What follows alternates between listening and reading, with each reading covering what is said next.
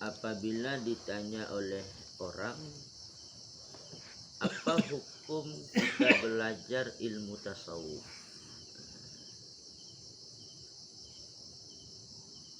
Maka di sini diterangkan Imam Al-Ghazali berpendapat bahwa hukum belajar ilmu tasawuf itu adalah fardu ain. Artinya setiap muslim itu wajib belajar ilmu tasawuf. Alasannya kenapa? Id la yakhlu ahadun min aibin aw maradin illal anbiya alaihimussalam. Alasannya karena tidak sunyi seseorang daripada aib, daripada penyakit, melainkan para nabi alaihissalam. Jadi kenapa belajar ilmu tasawuf itu wajib? Karena semua kita ini ada aib. Semua kita ini ada penyakit. Kecuali yang tidak ada aib, yang tidak ada penyakit adalah para nabi. Jadi aib atau penyakit yang dimaksud adalah kejelekan-kejelekan nafsu, keburukan-keburukan akhlak, hati yang berpenyakit. Itu setiap kita ada aib, ada penyakit. Nah, ilmu yang mengajarkan kepada kita untuk dapat menyembuhkan penyakit, untuk dapat menghilangkan aib-aib yang ada pada diri kita, itu adalah ilmu tasawuf. Maka sebagaimana kewajiban bagi kita untuk menghilangkan aib dan menyembuhkan penyakit, maka ilmu yang mengajarkan tentang itu pun wajib.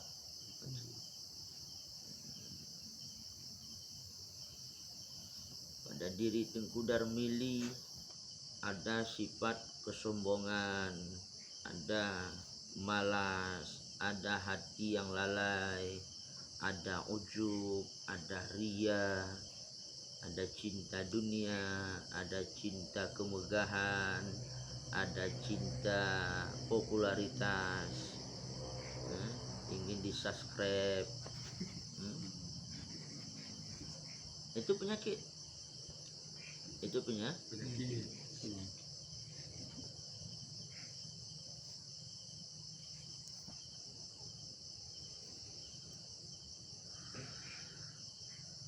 Waqala Asy-Syadzili, Imam Asy-Syadzili berkata, man lam yataghalghal fi ilmina hadza mata musirran alal kabair wa huwa la yashkur. Kata Imam Asy-Syadzili, barang siapa yang tidak masuk, yang tidak mengambil bagian, yang tidak menyelami pada ilmu kami ini, yaitu ilmu tasawuf, mata musirran alal kabair, niscaya ia mati dalam keadaan mengekalkan atas dosa besar, wa huwa la yash'ur, padahal dia tidak menyadari. Ini sangat tegas apa yang dikatakan oleh Imam Asy-Syadzili. Kalau kita tidak menyelami tasawuf, Kalau kita tidak menempuh jalan kesufian, dikhawatirkan kita akan mati dalam keadaan dosa besar, tetapi kita tidak sadar.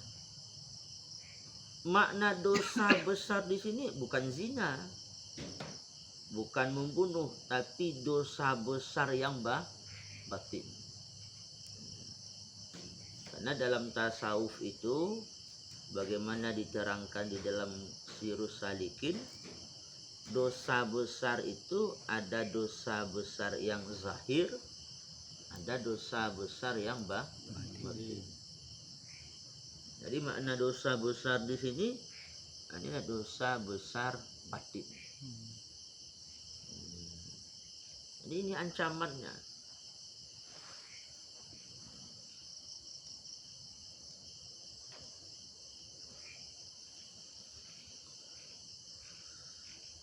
Dah dengar Darmili?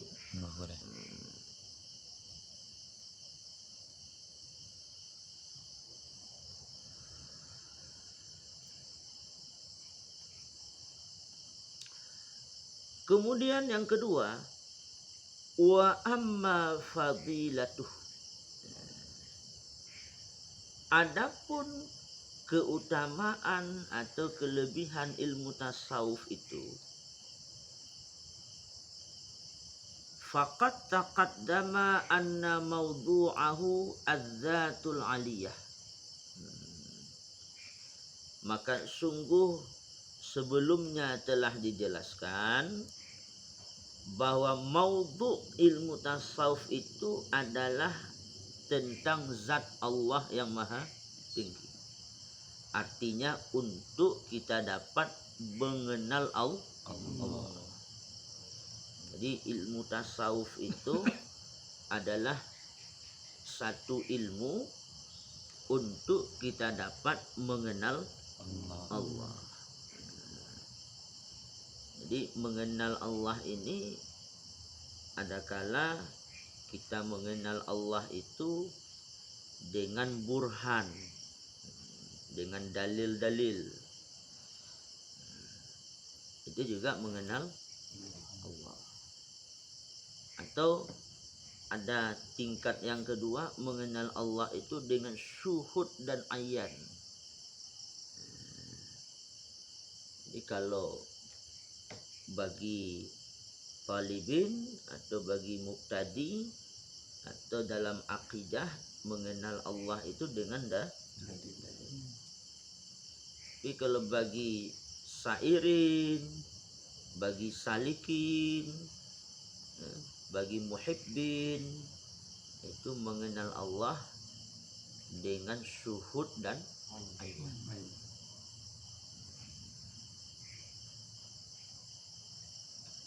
Jadi oleh karena itu, karena ilmu ini berkaitan dengan ma'rifat Allah, untuk mengenal Allah, wahia afdalu alal itlaq. Dianya zat Allah yang maha tinggi itu terlebih utama, terlebih mulia secara mutlak. Tidak ada yang lebih daripada Allah. Maka kalaulah tidak ada yang lebih daripada Allah secara mutlak, maka ilmu yang berkaitan untuk mengenal Allah itu tentulah ilmu yang paling mulia.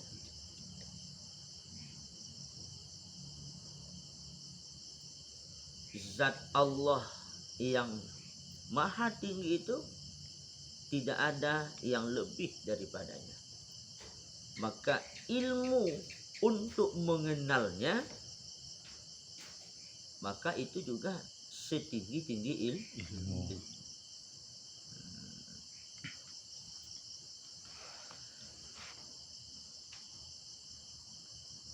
It huwa dalun bi awalihi ala khasyatillahi ta'ala wa wasatihi ala muamalatihi wa bi akhirihi ala ma'rifatihi wal inqita'i ilaihi.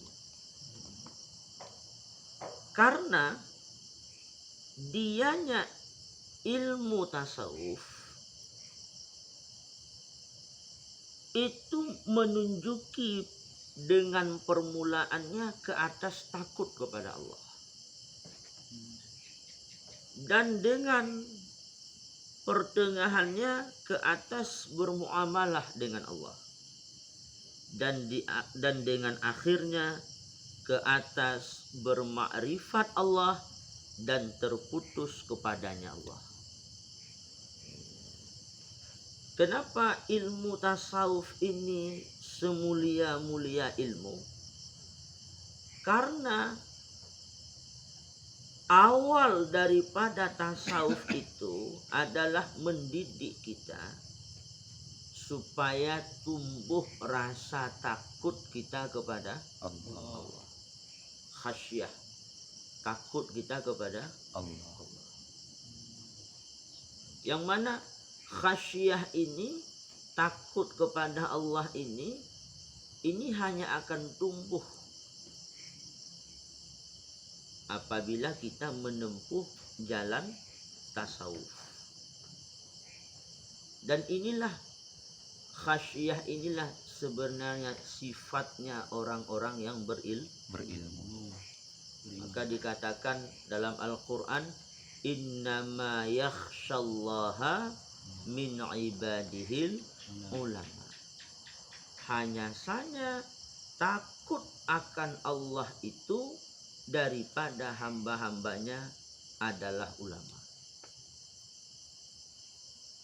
Maka semakin ilmu itu tinggi, semakin ilmu itu bercahaya, maka semakin takut dia kepada Tuhan. Jadi kalau Tengku Dandi pintar, Tengku Dandi alim, hafal Quran, hafal hadis, menguasai banyak ilmu, tapi khasyah, rasa takutnya kepada Allah Ta'ala tidak, maka sebenarnya itu bukan dikatakan orang yang berilmu.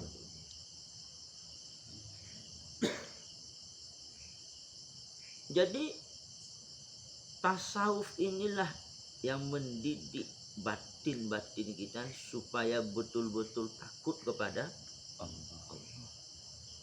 Sehingga kita lebih takut kepada Allah daripada yang lain. Kenapa? Karena orang yang takut itu adalah orang yang telah menyaksikan kebesaran apa yang ia takuti. Umpamanya begini, kalau kenapa kita takut kepada harimau? Karena kita menyaksikan kebesaran harimau. Kenapa kita takut kepada perampok? Karena kita telah menyaksikan kehebatan perampok. Nah, sekarang pada diri kita, ada enggak terlihat dalam batin kita kehebatan Allah, kebesaran Allah, keperkasaan Allah?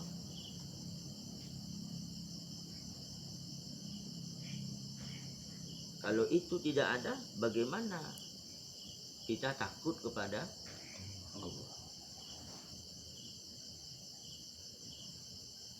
Ini khasyah. Kemudian tasawuf juga mendidik kita supaya kita dapat bermuamalah dengannya. Mana bermuamalah ini, bermuamalah hati.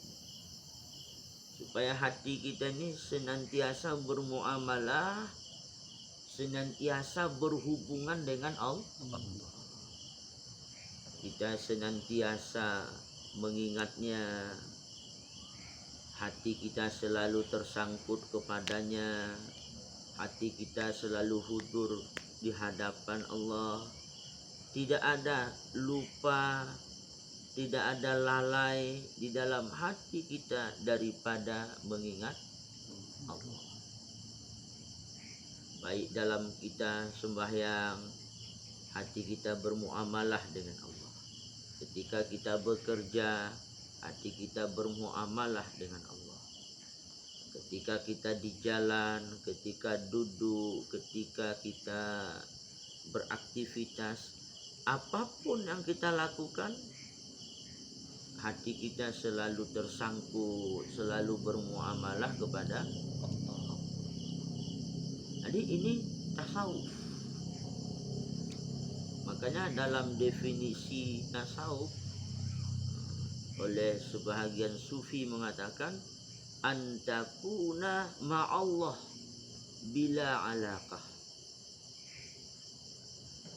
bahwa adalah engkau ma'allah, serta Allah, bila alaqah, dengan tanpa tersangkut kepada yang lain. Hatimu itu selalu bersama Allah. Makanya kita diajarkan berzikir supaya hati kita ini selalu bermuamalah dengan Allah. Wa bi akhirih ala ma'rifatihi wal inqita'i ilaihi. Ujung tasawuf itu adalah ma'rifat. Ujung tasawuf itu adalah terputus hanya kepada Allah. Apa ujung tasawuf itu? Ma'rifat. Mana ma'rifat? Ma'rifat yang dimaksud di dalam tasawuf ini adalah ma'rifat tauhid yang sebenar-benarnya. Bagaimana makrifat tauhid yang sebenarnya itu? Dengan makna tidak terlihat, terputus selain Allah Ta'ala di dalam batin kita, termasuk diri kita. Itu makrifat. Jadi makna makrifat tauhid yang sebenarnya itu tidak ada terlihat keberadaan selain Allah di dalam batin kita, termasuk keberadaan diri kita. Tidak melihat hebat kita, kita tidak melihat pintar kita, tidak melihat kaya kita, tidak melihat kuat kita, tidak. Hilang perbuatan selain Allah, hilang kemauan selain Allah, hilang keberadaan selain Allah, termasuk diri kita. Di dalam batin kita itu dikatakan ma'rifat. Maka ujung penghabisan tasawuf itu adalah ma'rifatullah. Jadi inilah yang diinginkan oleh orang-orang tasawuf, oleh orang-orang sufi, bagaimana untuk mendapatkan ma'rifat. Makanya ada ungkapan sufi mengatakan, di dunia ini ada surga. Apabila kita masuk ke dalam surga itu, kita tidak akan rindu kepada surga bidadari, surga mahligai, surga kenikmatan di akhirat itu. Ditanya, mahia, apa surga itu? Itulah jannatul ma'arif, adalah surga ma'rifat. Di akhirat itu apa nikmat yang paling besar? Adalah nikmat menyaksikan Allah. Di surga itu nikmat yang paling besar adalah nikmat melihat Allah, nikmat menyaksikan Allah. Maka di dunia ini kalau kita mendapatkan ma'rifat itu, kita juga telah dapat menyaksikan Allah. Jadi ma'rifat itulah yang disebut dengan jannatun ajilah, surga yang disegerakan. Adapun di akhirat itu dikatakan jannatun ajilah, surga yang ditangguhkan. Maka kesimpulannya apa? Bahwa dengan tasawuf kita dapat takut kepada Allah. Dengan tasawuf hati kita selalu bermuamalah dengan Allah. Dengan tasawuf kita dapat bermakrifat kepada Allah. Walidzalika qala al-Junaidu, karena demikianlah Syekh Junaid berkata. Apa kata Syekh Junaid? Lau na'lamu, seandainya kami tahu bahwa di bawah kolong langit